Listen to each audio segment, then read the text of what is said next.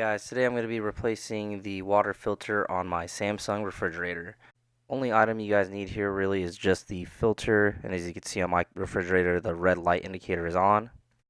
This Samsung is the RS2530 series. The filter, it's located pretty much in the middle of the refrigerator, as you can see right there if you look in the back. An item that you're going to want is also a towel, just to go ahead and lay down in here. It would have been very helpful. You guys will see in a second, and please learn from my mistake. So right here, I just kind of position the filter off to the side. Next, I kind of check to make sure it's loose, to make sure it's not frozen up.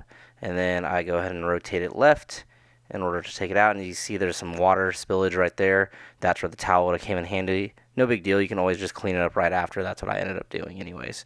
But then I just go ahead and seat it, rotate it to the right.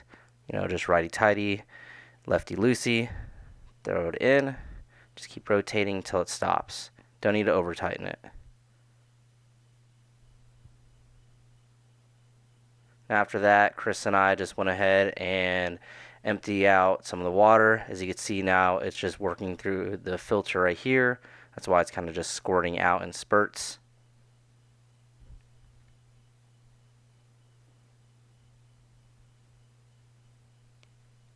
And then once you get a decent flow going, we ran it till we filled up that pitcher, and then just reset the filter indicator by holding the button for 3 seconds like it says on the fridge.